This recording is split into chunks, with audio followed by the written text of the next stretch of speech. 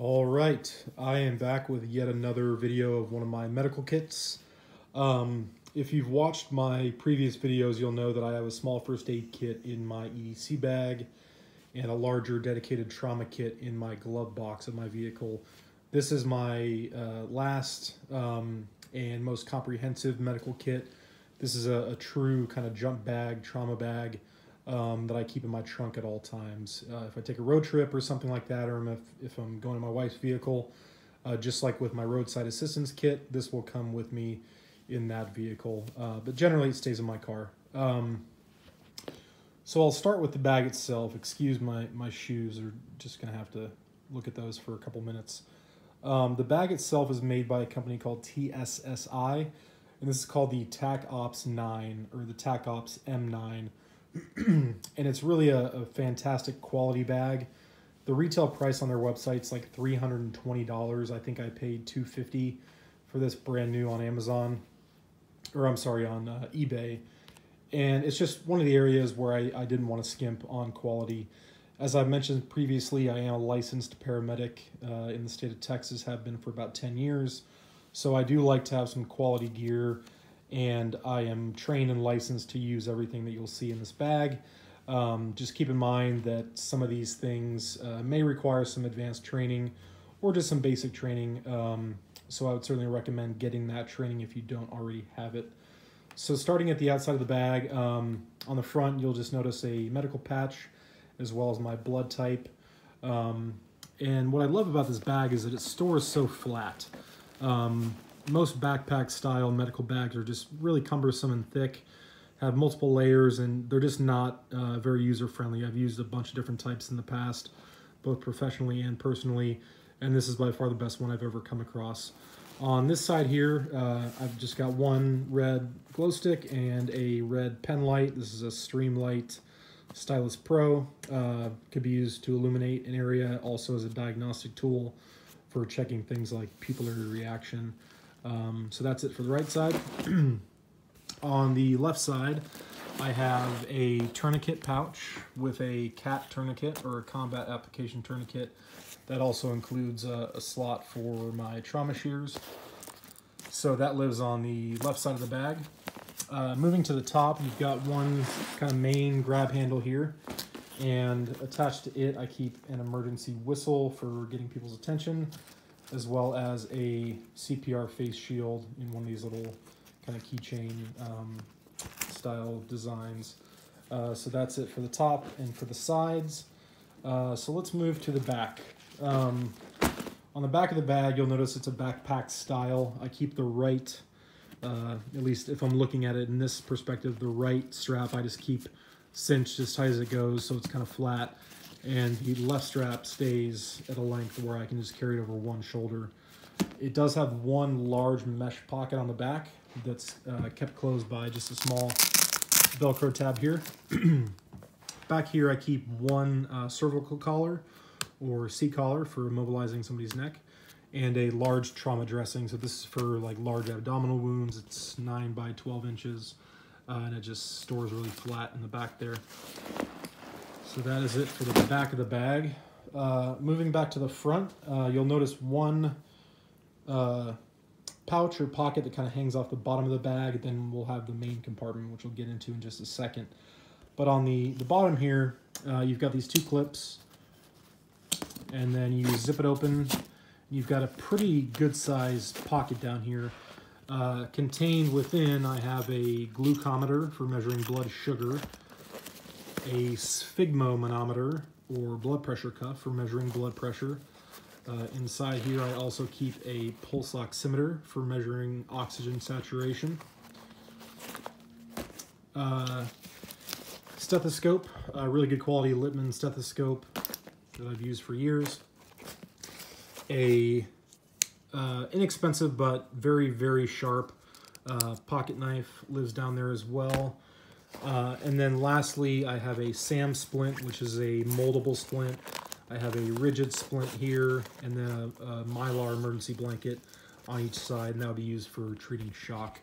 So that's it for the bottom. It's mostly diagnostic tools and then those couple of splints. The main compartment is just one main compartment, which I really like. Uses 2 zipper pulls, and when opened, it falls open into this clamshell design, which I just think is a genius design because it can store a lot of gear relatively flat, and everything is visually accessible. I can see everything and access it quite quickly. So this bottom, what is the front of the bag, when it folds down, you've got 2 zippered pockets, and then you've got a panel. So in the, what would be the top zipper pocket, it's in the bottom at this perspective, I keep only personal protective equipment, so N95 masks and nitrile gloves. In the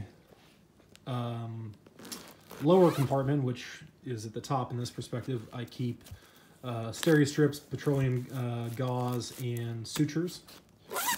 And on the panel here, and I'll flip this for a better perspective, on the panel I keep some basic tools, some smaller scissors, some hemostats, Sharpie, lube jelly, 2 oral airways, 2 nasal airways, 2 chest decompression needles or chest darts, and 2 doses of naloxone, which is more commonly known as Narcan, and that's a drug used to treat opiate overdoses such as heroin.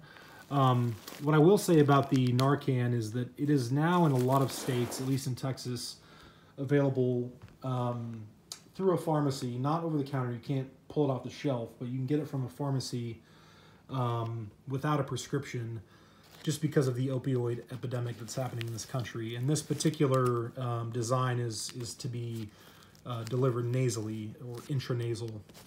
So it's 3 pieces. It's the medication in the vial, the plunger, and the nose piece. So you put the 3 together and plunge it.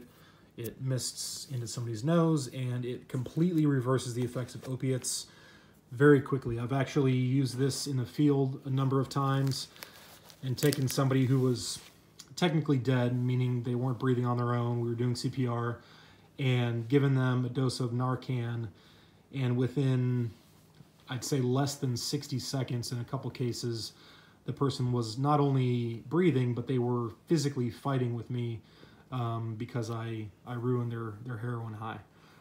So it's a very effective drug, and it's the only prescription / advanced medication that I keep in this bag. But that is it for the panel. Some of these other items, like the chest darts, the oral airways, and the nasal airways, those are basic to advanced level medical skills, and so those aren't things you would want to use without training. You can probably buy them online and have them. You would just want to have a basic understanding how to use them before attempting to do so in a real world situation. So that is it for the the front of the bag as it flaps out. The steri strips and petroleum gauze and sutures, the tools, medication, and airways, and then the PPE up top. Now we'll flip it again, looking at the bag in its open position, you'll see 4 additional pouches. And one of the genius design features here is that each of these is held in place with Velcro. And so the entire back panel of this backpack is loop Velcro, and you can simply grab any one of these and just rip it out. So if I know that I need medicine, I can go straight for the top compartment. If I know I need trauma dressings, I can go straight for the second compartment. And I'll just briefly talk through what's in each one. I'm not going to pull them out or open them and take every item out, but in the top compartment, I keep pretty much every OTC medication that you would ever need. And it's deceptive how deep these pockets are. But, you know, things like Tylenol, Motrin, Benadryl, Imodium, different topical ointments, burn gels, and hydrocortisone cream, hand sanitizer, just a whole host of different topical medications, as well as some oral glucose for low blood sugar. And you'll notice in each individual pouch, I do keep at least 1 pair of gloves. so that no matter which pouch I grab, I know that there's going to be gloves inside. This next pouch is going to be all trauma dressings.